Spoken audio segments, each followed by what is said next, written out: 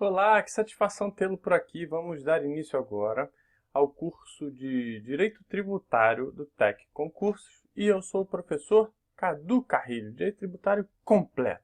Então, para você me conhecer um pouco e contextualizar como professor, eu sou o professor Cadu Carrilho, professor de Direito Empresarial e de Direito Tributário. Sou formado em Ciências Navais e formado em Direito também, tenho uma especialização em Direito Tributário. Foi aprovado nos concursos de Analista Tributário da Receita Federal, ISS São Paulo, que é auditor fiscal da Prefeitura de São Paulo, ISS Rio, auditor fiscal da Prefeitura do Rio, e ICMS Rio, fui aprovado em primeiro lugar, auditor fiscal do Estado do Rio de Janeiro. Então, assim, todos esses concursos que eu estudei bastante vezes a matéria de direito tributário, e não só isso, né? Já tenho dado aula há algum tempo, além da pós, enfim, tenho bastante experiência no assunto. E estou aqui para isso, para poder usar toda essa minha experiência como concurseiro, como professor e como auditor fiscal para te ajudar. Eu acho até que, inclusive, essa minha vivência, minha experiência podem enriquecer e elucidar bastante com exemplos e coisas do tipo em relação a esse curso teórico de direito tributário. Então, qual é a metodologia do curso? A metodologia do curso ela é similar à metodologia da parte teórica que já está aqui na plataforma do TEC. Inclusive, vou usar as aulas teóricas escritas como base para a videoaula, de maneira que o desenvolvimento do raciocínio, a sistemática e os assuntos a serem abordados estarão divididos, assim como estão na teoria, e eu tenho um monte de questões atreladas a essa parte teórica, eu vou atrelar esse mesmo vídeo com o mesmo assunto, né? Então tem aí divisão de assuntos. É isso, né? É colocar, por exemplo, o primeiro assunto, conceito de tributo. Então ele está aí no seu índice teórico. Conceito de tributo tem as questões atreladas a ele desse mesmo assunto e o vídeo conceito de tributo vai entrar aí. E eu não vou pegar outras fontes, sair pegando vários lugares e fazer, não. Eu vou pegar... É claro que eu vou consultar outras fontes, mas eu vou pegar a base teórica do direito tributário que está aqui na plataforma e fazer o meu vídeo, para que você não tenha um terceiro material aleatório, não. O material é a mesma metodologia do vídeo, é o material escrito. Ok? E a metodologia específica do curso, que aí tem a ver com o professor Cadu Carrilho, ela é assim, né? Eu gosto de falar, me expressar, gesticular, de dar exemplos para poder te permitir visualizar e vislumbrar aquela situação que está sendo falada. Em termos de interação, a minha ideia é ficar a maior parte do tempo dos vídeos aqui no canto, assim, te olhando, falando com você e fazendo os apontamentos necessários nos slides. Ó, a gente tem aqui, pode escrever aqui o que precisar, sublinhar, enfim, fazendo esses apontamentos, acompanhando junto com você. E se precisar, quando o slide exigir ocupação do espaço todo, eu clico aqui no recurso e saio da tela e vou falando, você vai ouvindo a minha voz acompanhando a aula. Outra coisa que eu gosto de fazer muito é colocar a letra da lei, né? Quer dizer, reproduzir a letra da lei daquilo que a gente está ensinando aqui, que é uma forma de você ler, ouvir, perceber, escutar, aprender, sublinhar, enfim, várias formas de assimilar aquele assunto, letra da lei. Então é basicamente isso. O curso estará completo e dividido nos assuntos de acordo com a própria plataforma do TEC e assim serão apresentadas as videoaulas. Então, para poder já te dar uma noção e uma contextualizada, o que é que a gente vai estudar? A gente vai estudar o direito tributário, né? O direito é algo sistemático, é visto como uma coisa só. No entanto, ele se subdivide em ramos autônomos. Então, nós temos o direito tributário como um ramo autônomo do direito, a ser estudado didaticamente e de forma que eu posso separar determinados assuntos dentro do direito tributário. Além disso, ele é um subramo autônomo, como está aqui nessa definição, e se a gente resolver abordar aquela grande divisão do direito em direito público e direito privado, e existem diversas técnicas diferentes e motivos que vão fazer essa divisão de direito público e privado. nós vamos abordar aquela basicamente que é a seguinte: o direito tributário é um ramo, está ligado ao direito público. Por quê? Porque ele é um tipo de direito todo baseado no interesse público, na supremacia do interesse público sobre o interesse particular e na indisponibilidade do interesse público, ok? Então aí você geralmente aprende essas situações lá no poder de império, do direito administrativo e todas essas subdivisões. E aí existe essa classificação de direito público e privado, e todos concordam, os doutrinadores, que o direito tributário é direito público. Portanto, é um sub-ramo do direito público, independente e autônomo, didaticamente falando, que vai regrar, que vai dispor, que vai tratar das relações jurídicas basicamente entre o Estado soberano, ente público e geralmente o sujeito ativo, polo ativo de uma relação, e o contribuinte, assim chamado de um modo mais amplo e genérico, o contribuinte, que é o polo passivo dessa relação. Então existe uma relação jurídica. Então, enquanto no direito privado a gente tem uma relação jurídica entre particulares, no sub-ramo do direito público, que é o direito tributário, nós temos uma relação jurídica entre o público, o ente estatal, e o privado, que é o contribuinte, obrigado, né, nessas relações. Então, na verdade, a gente vai lidar com essas relações. E só as relações, essas relações que têm a ver com o que? Instituição. Então, a gente já vai aprender sobre instituição de tributos, fiscalização e arrecadação de quê? De tributos. Qual o nome do direito? É o direito tributário. Então, é decorrente dessa palavra tributo. Outra coisa que eu quero que você saiba desde esse início, que o direito tributário é diferente de direito financeiro. Portanto, tudo que se relaciona a direito tributário vai nos proporcionar aprender como que os recursos saem das mãos do particular e vêm para a mão do Estado, por meio do pagamento de tributos e todas as relações que se envolvem. O direito financeiro, e aí depois que esse dinheiro entra para os cofres públicos, o que ele é feito? Aí já não existem toda uma técnica, normatização de o que é feito com esse dinheiro. No entanto, essa parte não é aprendida no direito tributário. O mais próximo que se chega é em relação à repartição de receitas, quer dizer, esse dinheiro entra para o cofre e tem os dispositivos constitucionais que vão separar algum pedaço desse dinheiro para determinados específicos lugares e tal. Mas, no entanto, como que esse dinheiro vai ser gasto é assunto, objeto do direito financeiro e não do direito tributário. Então a gente estuda até o momento em que esse dinheiro entra no cofre público. A partir daí não é mais nosso assunto direito tributário. Então eu acho que eu dei uma boa contextualizada no que vem a ser direito tributário e tudo aquilo que a gente vai aprender a partir de agora. Eu preciso que você saiba também quais são as nossas principais fontes, né, que vão dar embasamento, principalmente legal e normativo, àquilo que a gente vai aprender. Constituição Federal, lá na parte do Sistema Tributário Nacional, que vai do artigo 145 da Constituição a 162, e, é claro, não se esgotam nesses artigos, existem outros dispositivos ao longo da Constituição que também tratam, de alguma maneira, de tributos ou de direito tributário, mas, basicamente, o Sistema Tributário Nacional vai permear, principalmente nesse início, aquilo que a gente precisa aprender.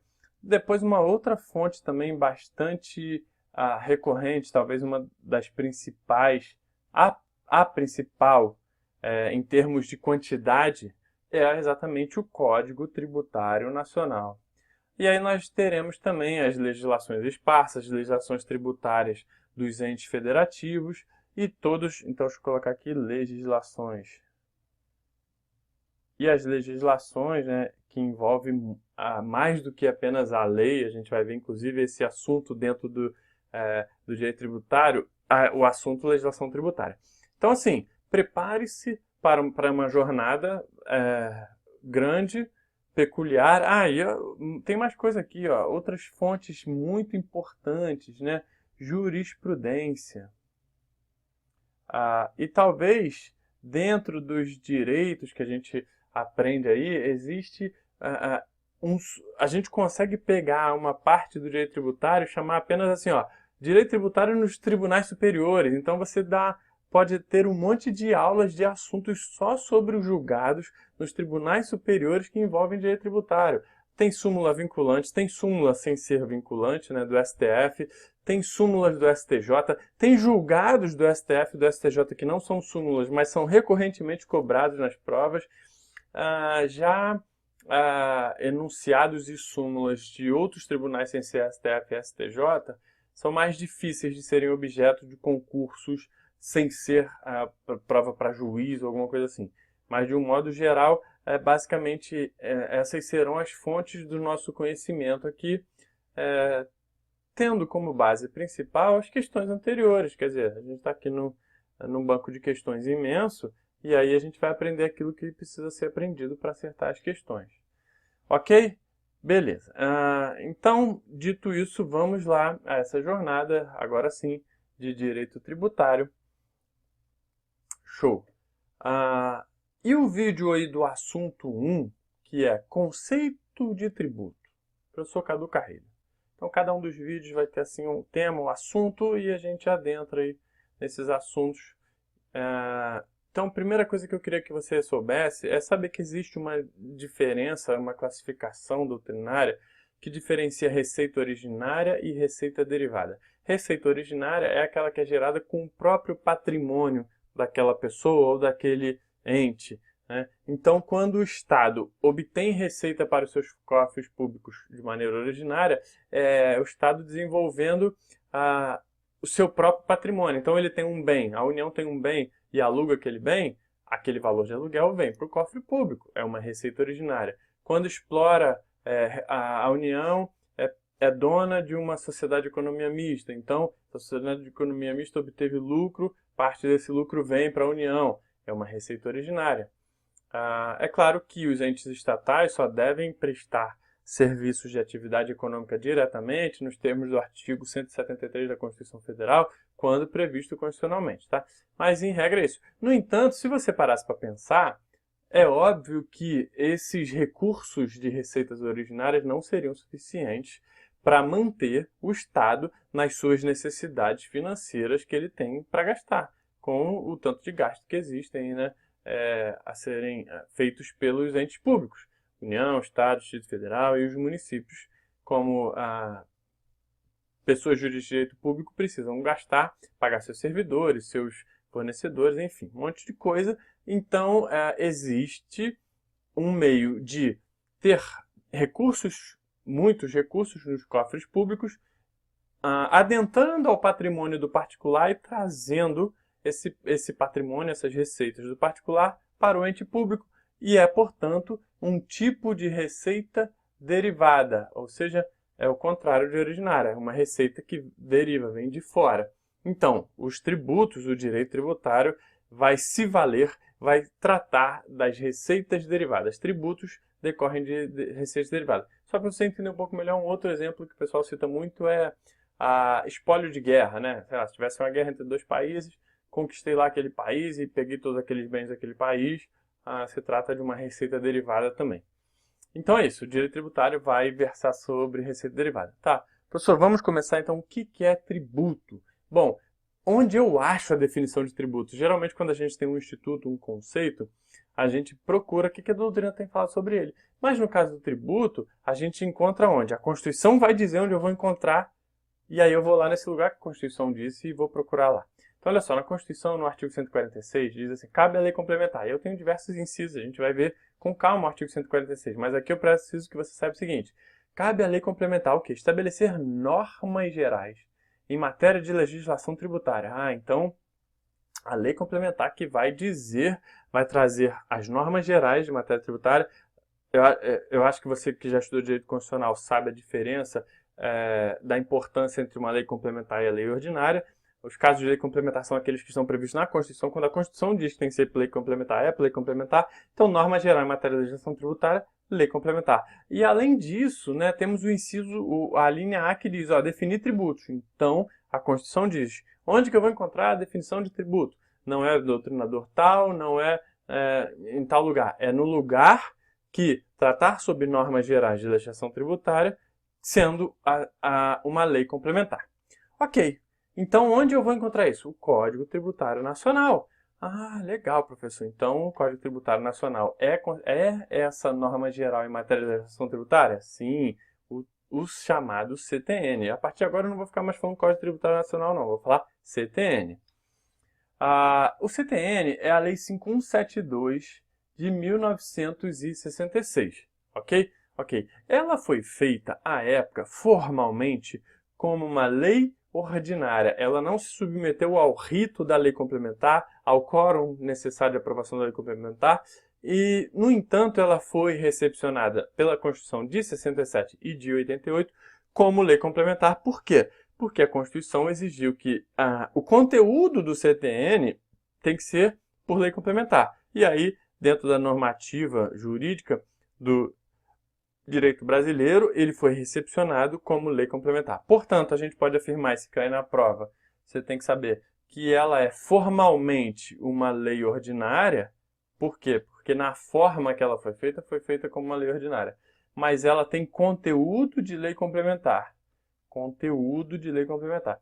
É exatamente por isso que, se hoje eu quiser alterar algum dispositivo do CTN, eu preciso de uma lei complementar para alterar. Ok? Beleza, vamos ver, portanto, agora que eu sei onde eu encontro a definição de tributo, vamos ver qual é essa definição, artigo 3º do CTN, que diz o seguinte: tributo é toda prestação pecuniária compulsória em moeda ou cujo valor nela se possa exprimir, que não constitua o que? Sanção de ato ilícito, instituída em lei e cobrada mediante atividade administrativa plenamente vinculada. Beleza, decorou? Aprendeu? É isso? Não. O que a gente vai fazer agora? A gente vai destrinchar, vai analisar item a item para você saber o que é tributo. É muito importante estar bem caracterizado os itens que definem um tributo para a gente poder partir para os tributos que nós temos aqui no nosso Brasil. Então vamos lá. Tributo é todo o quê? Prestação, é uma prestação, ou seja, é uma obrigação, uma prestação. A gente vai lá no direito civil e encontra, né? Quais são os tipos de obrigação? Obrigação de dar, obrigação de fazer, obrigação de não fazer. Portanto, se é uma prestação pecuniária, e pecúnia remete a dinheiro, é uma prestação de dar. De dar o quê? Dar dinheiro. Então, tributo é toda prestação pecuniária, de dar dinheiro. E depois ele fala assim, em moeda. Né? A doutrina critica muito, e a gente vai ver isso ao longo do estudo, que o CTN é bastante criticado em alguns pontos, porque quando ele diz é pecuniária e em moeda, está sendo redundante, porque pecúnia é dinheiro e moeda é dinheiro. Enfim, tá aí, prestação pecuniária em que em moeda ou cujo valor nela se possa exprimir. Então é uma obrigação de dar. O próprio CTN, lá para frente, quando a gente for ver as diversos assuntos, um deles é a forma de pagamento, que é um tipo de extinção de crédito tributário, e aí tem lá no artigo 162 CTN dizendo o pagamento pode ser feito em moeda corrente, em cheque, ou em vale postal, ou então em estampilha, ou em papel selado, ou por processo mecânico. Tudo isso são valores que substituem o dinheiro, mas que ao final é pecúnia, é dinheiro. Então um cheque, por exemplo, não é dinheiro, o cheque é um crédito, mas que depois ele se torna em pecúnia. Então, e é claro, outro detalhe interessante sobre esse artigo 162 é que isso tudo está fora de uso, né? Não se fala mais em papel selado, processo mecânico, vale postal. No entanto, ainda cai na prova. Por quê? Porque ainda está no CTN. Então é isso, prestação pecuniária. Deixa eu sair da frente aqui para a gente ver um outro detalhe. Quando o legislador diz em cujo valor nela se possa exprimir, então muita gente poderia pensar qualquer coisa que tenha valor econômico e que eu possa dizer isso vale tanto, quer dizer que eu poderia usar como um tributo? Não, não é isso que o legislador quis dizer. Quando o legislador disse cujo valor nela se possa exprimir, os juristas interpretaram, está querendo se referir a indexadores, a unidades fiscais de referências, né? O FIA, o FERJ e diversos outros indexadores. Para te dar um exemplo, né? Aí você tem lá numa legislação qualquer que diz assim, determinado determinada infração à legislação tributária acarretará uma multa de 200 UFIR. O que acontece? Se colocasse um valor em real lá, sei lá, R$1.000, o que acontece? Depois de 2 anos, a cada ano eu tenho que ficar mudando a lei para atualizar, porque a lei está escrito R$1.000, aí no outro ano tem que ser 1.050, 1.100. Então bota em 200 UFIR, e aí bota todas as punições ou tributos em UFIR, e aí a cada ano você só reajusta a UFIR pela inflação ou pelo índice que tiver que ser feito. E aí eu não preciso ficar alterando a lei. Então, quando dizem moeda cujo valor nela se processa exprimir, é isso que está querendo dizer. E não está querendo dizer, isso aqui é importantíssimo, ó, não existe tributo no Brasil in natura nem in labora. O que quer dizer tributo in natura? Quer dizer, tributo natural. Então, eu produzo 1 tonelada de arroz, e aí imagina uma lei que dissesse assim, ó, dessa 1 tonelada, 10% tem que ir para o governo. Ou seja, de 1 tonelada, 1.000 quilos, 100 quilos de arroz vão para o governo. Isso seria pagar o tributo in natura. Ou seja, da natureza, que vem da natureza daquilo que está sendo objeto do tributo. Isso não pode ser feito, né? O tributo é em pecúnia. In labore seria o quê? Em prestação de serviço. Imagina um determinado tributo, você vai prestar esse serviço, vai pagar o tributo em prestação de serviço para o governo também, vai pintar um prédio do governo, não, isso também não existe no nosso ordenamento jurídico, tá bom? Beleza, aí, beleza, essa é a regra, que o tributo será uma prestação pecuniária.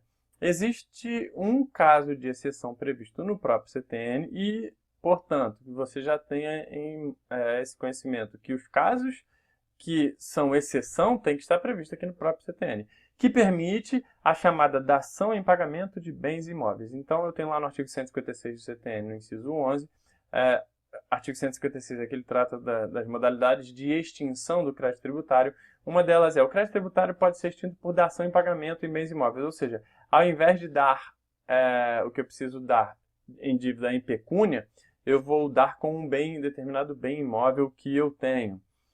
Isso pode ser previsto no CTN, mas que para que seja previsto também naquele determinado tributo, é óbvio que tem que ter uma lei regrando essa situação. Então, só porque está no CTN, quer dizer que pode, mas ainda assim é insuficiente. Tem que ter uma lei dizendo como que isso vai acontecer. Então, a regra é prestação em pecúnia, e a única exceção é dação em pagamentos de bens imóveis. Foi parar no STF algumas discussões, né, foram parar lá.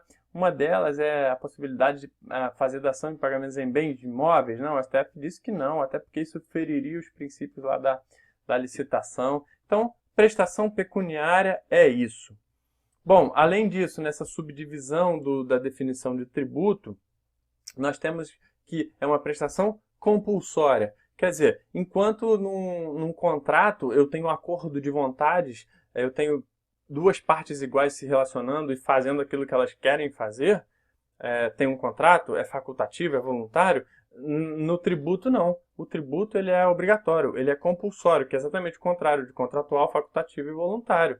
Tá aqui, ó, não é nada disso, o compulsório é obrigado, tem que fazer. Em que casos, né? Nos casos é o seguinte, a lei define, ó, se acontecer isso, você deve pagar um tributo. O que é esse isso? É o que a gente vai aprender, que é o fato gerador, a hipótese de incidência prevista em lei abstratamente, que se chama fato gerador, quando ela acontece no mundo real, ela enseja a cobrança compulsória daquele tributo. Portanto, é uma prestação compulsória. Eu posso falar, não quero pagar, hoje não, quem sabe não. Não pode. É compulsória. Ocorreu a situação prevista em lei, tem que pagar. É obrigado, em regra, a pagar o tributo. E é uma obrigação que decorre exclusivamente de lei, né? Enquanto obrigações contratuais, por exemplo, pagar um aluguel decorre de um acordo de vontades, eu quis assinar aquele contrato para dever aquele aluguel, na lei não, no tributo não, decorre de lei, é uma obrigação que decorre única e exclusivamente de lei.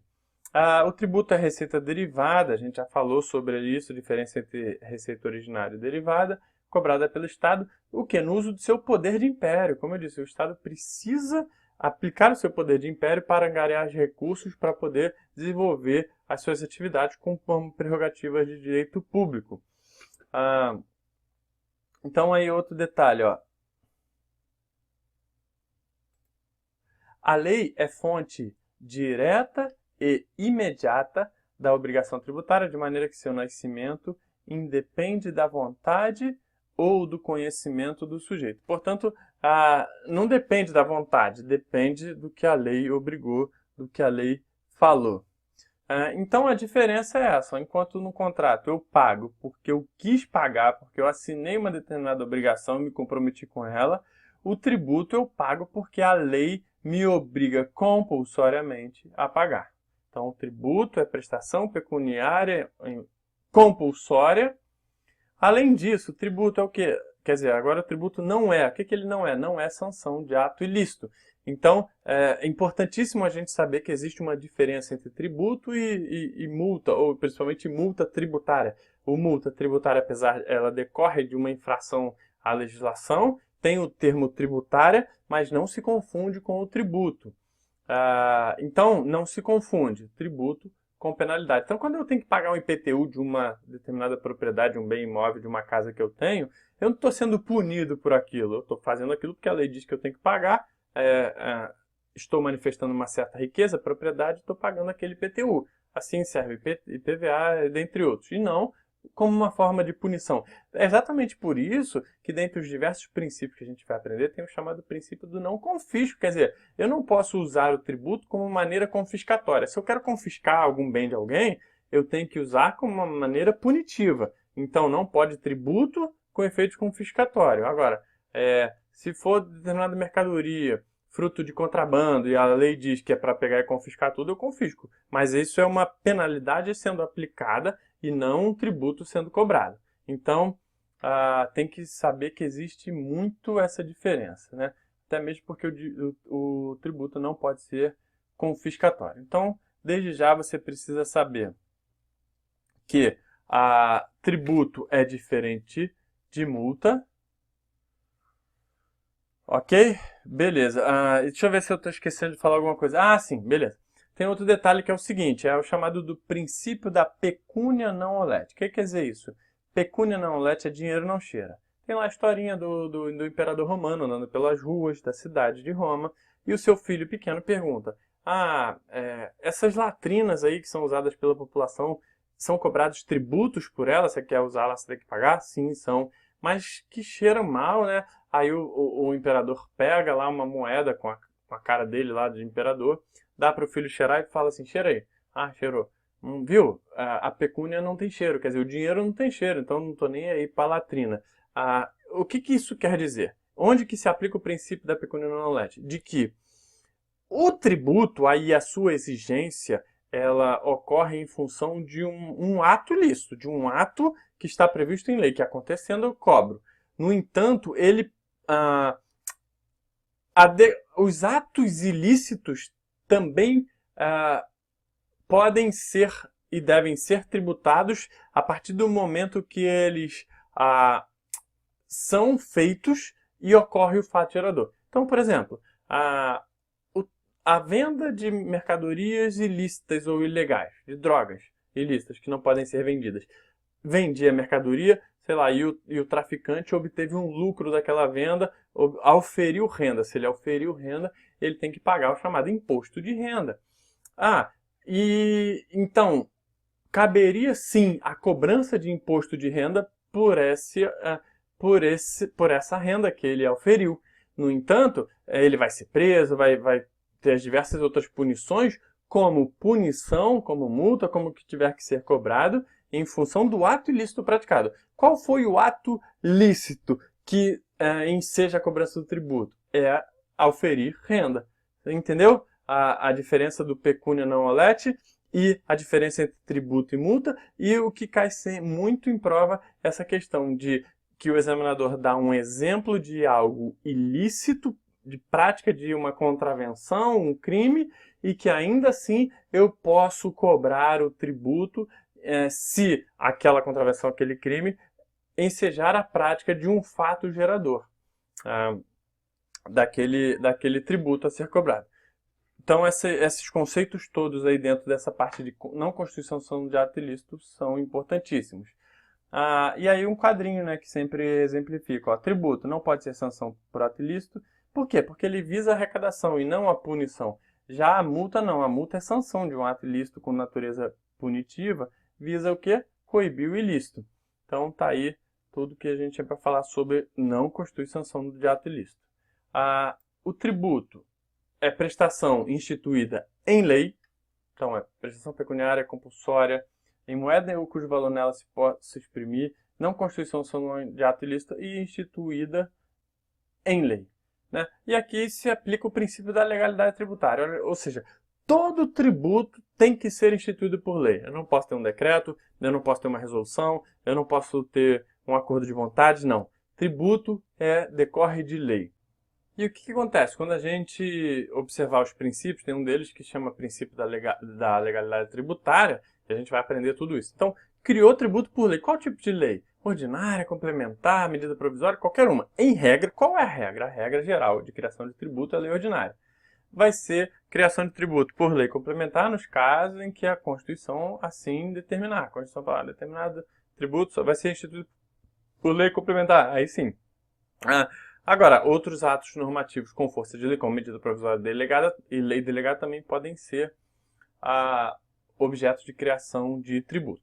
No entanto, então você pensa, se criou o tributo com lei, para alterar alguma coisa do tributo também tem que ser por lei, né? Em regra, sim. No entanto, existem uma série de exceções. Dentre elas, eu separei algumas principais aqui, que tem a ver com alteração de alíquota. Então, quando eu crio um tributo, eu vou determinar lá fato gerador, que é a hipótese de incidência, o sujeito passivo, o valor, né, a base de cálculo, a alíquota, enfim, tudo aquilo. E qualquer alteração que eu tinha que fazer, eu tenho que fazer por lei também. Né? Assim é o nosso ordenamento. No entanto, a gente vai aprender no princípio da legalidade tributária que existem exceções a essa questão da alteração. E eu posso, portanto, alterar alíquotas do imposto de importação, imposto de exportação, IOF, CID de combustíveis, mesmo sem lei. No caso, para majorar ou reduzir tributos, isso tudo está explicado nesse esqueminha aqui. Deixa eu até sair da frente para a gente poder ler melhor esse esqueminha. Tá certo? Aqui, ó. As alíquotas e dessas situações, a alíquota do ICMS manufátur sobre combustível também é exceção. Então a regra é, para criar ou extinguir tributos, não tem exceção. É uma regra que exige lei ou medida provisória, ou qualquer outro instrumento normativo com força de lei. E para majorar e reduzir tributos, quando a gente estiver falando sobre o princípio da legalidade tributária, a gente vai ver todos os institutos que são exceção e que caem recorrentemente nas provas.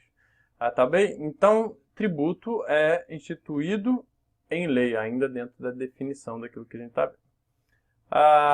E por fim, dentro da definição que a gente está vendo, cobrada mediante atividade administrativa plenamente vinculada. Quer dizer, essa situação dessa cobrança do tributo decorre exatamente de dois aspectos que a gente já viu. Tributo é compulsório, ou seja, do ponto de vista do contribuinte, de quem paga, tem que pagar. Por quê? Porque decorre de lei, e lei nos obriga, e a gente só pode fazer ou deixar de fazer aquilo que está previsto em lei.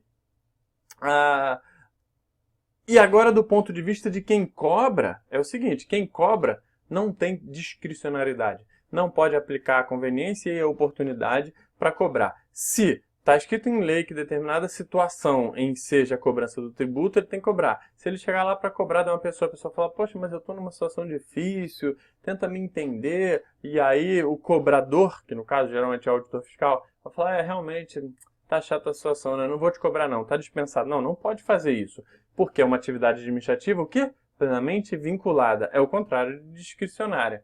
Então, ó, sem qualquer margem de discricionariedade. A vinculação decorre do fato de ser o tributo instituído por lei e ser uma prestação pecuniária.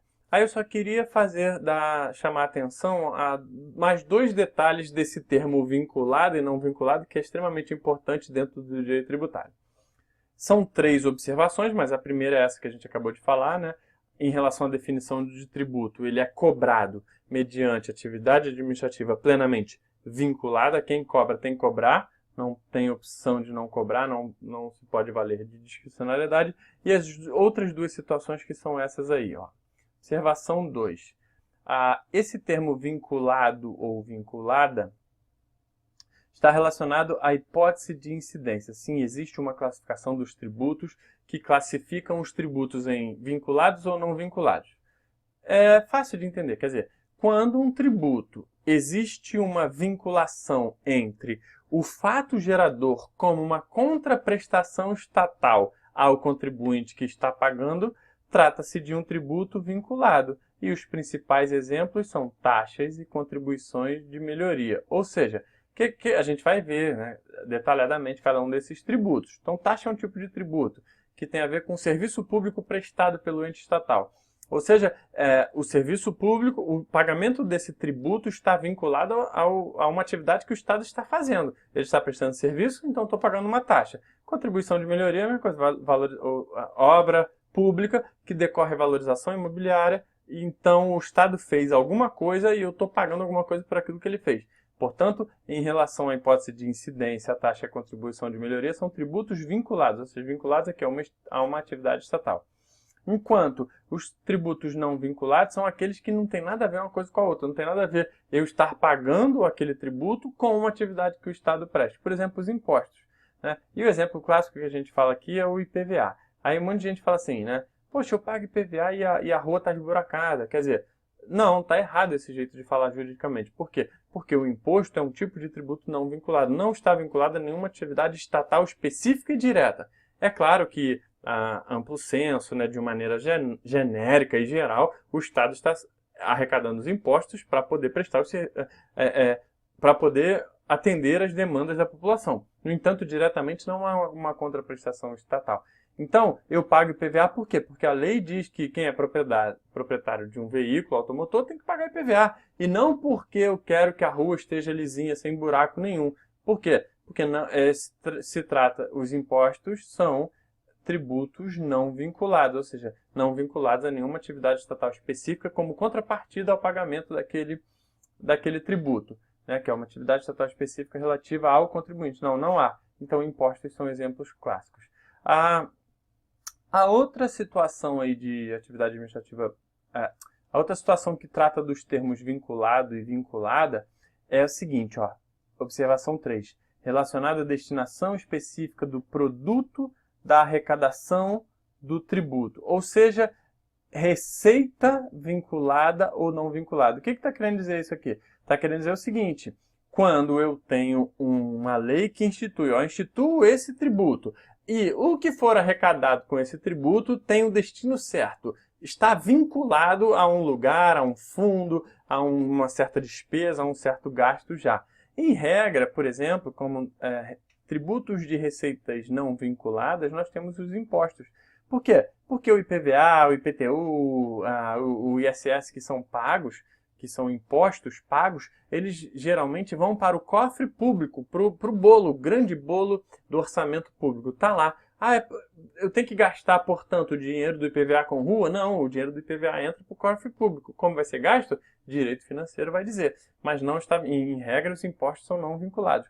No entanto, eu tenho tipos de tributos que podem ser vinculados. Por exemplo, um deles que a gente vai aprender, empréstimos compulsórios, em que a sua criação vai dizer, ó, o gasto desse tributo arrecadado, desses empréstimos compulsórios, estarão vinculados ao fato gerador, a alguma situação específica prevista em lei, a situação ensejadora, estarão vinculados, empréstimo compulsório estarão vinculados, o gasto estará vinculado à situação ensejadora do empréstimo compulsório. Então, isso tem a ver com receita vinculada ou não vinculada. Portanto, é isso, meus amigos, em relação à definição de tributo, conceito de tributo, é isso aí. Temos esse quadrinho aí, que tem no material teórico aí, que basicamente expressa tudo que eu falei, né? Quanto à definição de tributo, tributo é atividade vinculada, a cobrança, né, atividade vinculada, eu tenho quanto à hipótese de incidência, tributos vinculados ou não vinculados, e eu tenho quanto à receita vinculada ou não vinculada. Tá bom? Então esse vídeo aí ficou com 40 minutos, exatamente porque teve a apresentação inicial. E encerramos aqui essa primeira aula. Faço votos que você queira continuar com a gente, né, e fique aí ao longo de todo o curso, e essa é a dinâmica. Aí tem gente que às vezes diz que eu falo muito rápido, mas se você parar para pensar, na verdade é bom. Se você não entender, se você achou que foi rápido, você volta, você assiste de novo, você bota para ir mais devagar, e quem estiver gostando, quiser até botar para ir mais rápido, enfim, O bom do vídeo é isso, né? Que você pode colocar a velocidade que você quiser aí. Então, assim, nem precisa reclamar em relação a isso, porque o vídeo está à disposição. Se fosse numa sala de aula com um quadro e estivesse falando rápido, você não pegou, já era, passou. No máximo, poderia perguntar alguma coisa e eu explicar de novo. No entanto, aqui no vídeo é interessante que eu seja rápido, porque quem gosta que eu seja rápido fica feliz. Quem não gosta, é só voltar e ver de novo, vai ficar à disposição quantas vezes você quiser, tá bom? Fica com Deus, um grande abraço, um grande prazer e satisfação. Até o próximo vídeo. Valeu!